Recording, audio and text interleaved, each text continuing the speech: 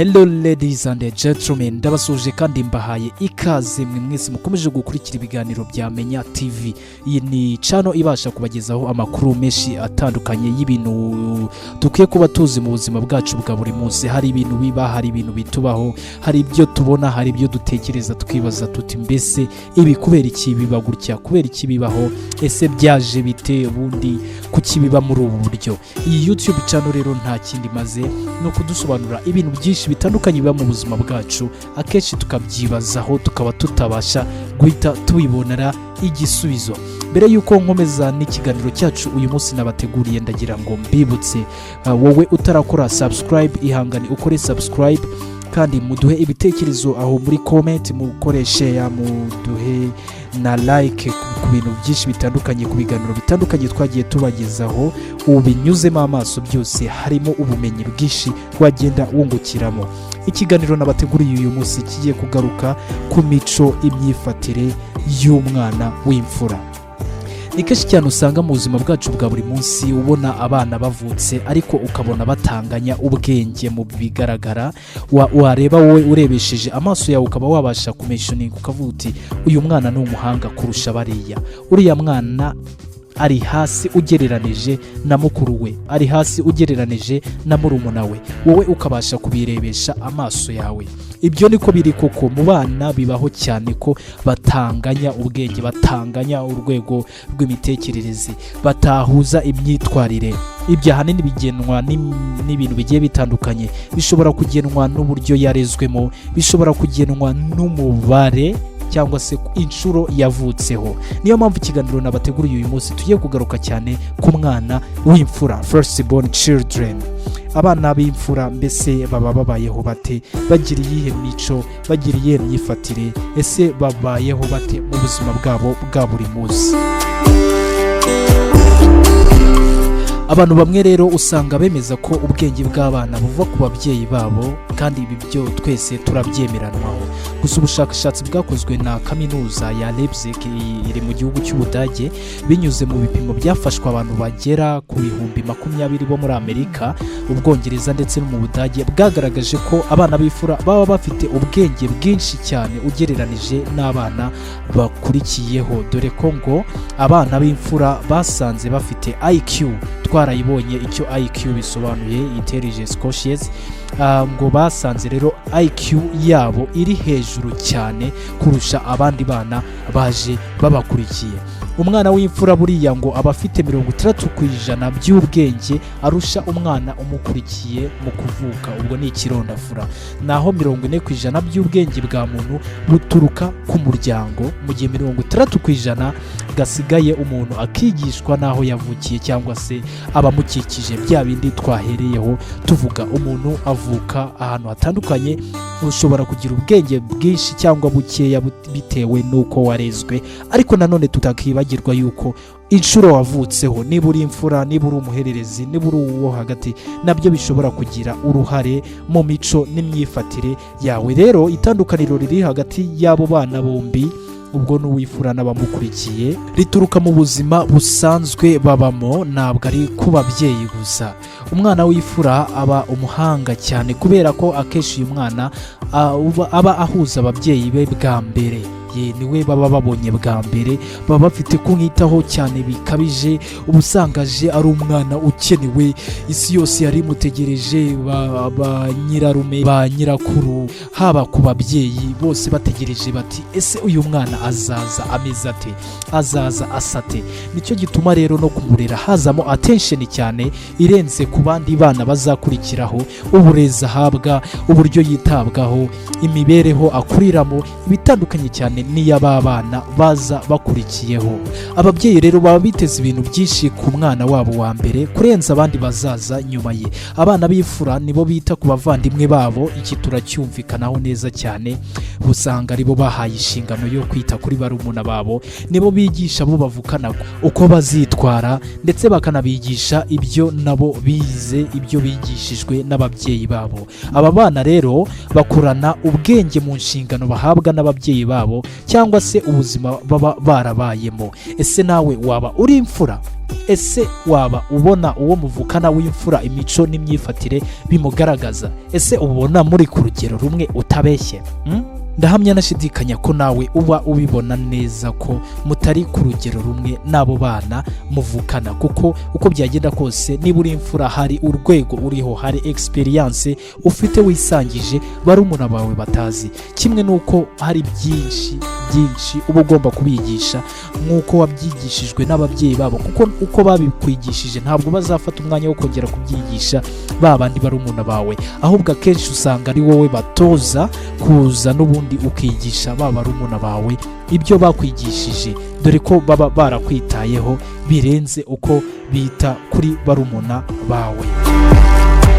Rero hari imwe mu mico n'imyifatire iranga abana ba mbere, hari karite dushobora kubabonaho. Ugiye kuzumva neza uraza kutubwira muri comment, ese mu by'ukuri wumvise ari byo niko uteye? Imfura uzi niko iteye? Uraza kutubwira muri comment aho hasi, uduhe igitekerezo cyawe muri bimwe twavuga mu mico mu myifatire y'abana b'imfura. Buriya ngo abana b'imfura, iyo ubonye umwana w'imfura aba ari umuntu wo kwizerwa, ku buryo umushinze ikintu uba wizeye ko agikora neza. Yego, ibi turabyumvikana cyane. Umwana w'imfura ni wa wundi basigira urugo, ababyeyi basigiye urugo bakavuga bati ni wowe dusize hano, ugomba gukora gutya, ugomba kugora gutya, niba ari amatungo ahari urayitaho, niba ari ugutegura amafunguro urayategura, niba ari ugukora ibintu bitandukanye urabitegura, kandi koko ukabitegura kuko ni wowe ubifite mu nshingano, nta wundi babishinze. Ikindi kintu wamenya ku bana b'imfura, buriya ngo ni abana bashyira inyurabwenge mu byo bakora. Mbere y'uko agira icyo akora ashyiramo inyurabwenge, niyo mpamvu usanga akenshi ikintu bakoze cyose kiba gifinyoye, bya bindi twita gufinyora, kiba gikoze neza muri make. Ikindi kintu wamenya ku bana b'imfura, baba ari abana usanga ibintu byabo biteguye neza, ni ukuvuga ngo ibintu byose akora aba yabishyize kuri gahunda, biba biteguye, nta kintu apfa gukora agihubukiye. Kubera uko iyo attention aba yarahawe n'ababyeyi kuva akivutse, usanga rero n'ibyo akora atajya apfa gukora ikintu ahubutse, aba yabiteguye, aba yabishyize ku murongo neza, bityo ugasanga no kubikora bimworoheye. Ikindi kintu wamenya ku mwana w'imfura muri karite aba afite, ni abantu bagira amakenga, cyane, bituma bakora ibintu byose bitonze batabihubukiye. Mbere y'uko agira icyo akora aratekereza, ese iki kintu kizagira iyihe ngaruka? Ese barumuna banjye ninkikora barabibona gute? Ese baramfatiraho urugero rwiza cyangwa se baranyega? Ibyo byose abanza kubitekerezaho. Bisobanuye rero ko icyo akora cyose abanza gushyiramo amakenga, arakenga akavuga ati ese iki kintu ni izihe ngaruka gishobora kugira mu buzima bwanjye? Ikindi kintu ku bana b'imfura twabamenyaho, ni abana bagenzura. Ubasize mu rugo rwose uba wizeye ko nta kiza kwangirika, ikintu cyose barakigenzura gikorwe muri gahunda. Icyo nasorezaho nababwira ku bana b'imfura, ndimo mbabwira karite zabo, ni abana bakunze kugera ku bintu byinshi, kubera kwa gukora ibintu babishyizeho umutima, kubera kwa gukora ibintu biri muri gahunda babipanze neza, nta kibatunguye kirimo, usanga ari abana bagera ku bintu byinshi cyane mu buzima bwabo, ni abana baba successful. Ese izi karite tuvuze, dore ko ari na nkeya mu ziranga aba bana b'imfura, waba uziziho koko ku bana b'imfura? Abuzi niko bimeze cyangwa se ntabwo ariko bimeze? Izo zari zimwe muri karite, ariko nabwo twakiyibagiza ko nanone aba bana uko byagenda kose, kubera uburyo bavutsemo, kubera uburyo barezwemo, bagira aho bagira intege nyinshi, bakagira naho bagira intege nke. Ushobora kwibaza uti ibyo biza gute? Nawe ibaze. Umwana w'imfura avuka ari wa mwana ukenewe nk'uko twagiye tubivuga hejuru. Ababyeyi be usanga bamushyiraho attention yose, usanga bamwigisha, bamutoza gukora ikintu cyose. Ibyo bituma rero usanga uwo mwana ari umwana uri strict, mu bintu byose. Rero ababyeyi benshi nk'uko twabivuze bamara umwanya wabo munini bigisha uwo mwana wabo wa mbere, haba gusoma, bamusobanurira ibintu byinshi bigiye bitandukanye byo mu buzima bwa buri munsi, kubera ko baba bafite umwanya uhagije wo kumwitaho, ndetse n'abana bataraba benshi ngo bagorwe no kubakontorora no kubitaho. Rero ibyo bintu ntabwo biba byoroshye cyane iyo abandi bana bavutse. Iyo abandi bana bavutse b'ababyeyi ntabwo biba bikiboroheye kuba bakita kuri abo bana nk'uko bise kuri wa wundi wa mbere. Rero zimwe muri karite, muri strength, mu ntege, mu bukomezi bw'aba bana b'imfura, usanga ari abana bagira attention, ni abana bagira attention mu bintu byose bakora, kubera ko babanza gutekereza cyane, ese kuki tugiye gukora iki ngiki. Aba bana bakunze kugera ku bintu byinshi cyane nk'uko byasobanuwe n'uyu mu psychologist mu buzima bw'imivukire y'abana wo muri kaminuza ya Philadelphia.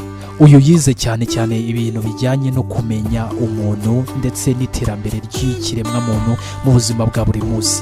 Rero aba bana ngo ni abana bagera ku bintu byinshi cyane mu buzima bwabo. Rero usanga no kuri bagera na high IQ nk'uko twabivuzemo hejuru, kubera iki?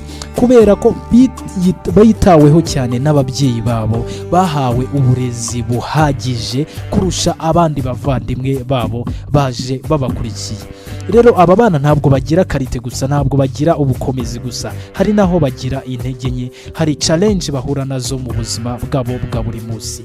Aba bana b'imfura usanga ari abana bagorwa no gukora ibintu bitandukanye kubera ko bashyiramo ubwenge bwinshi.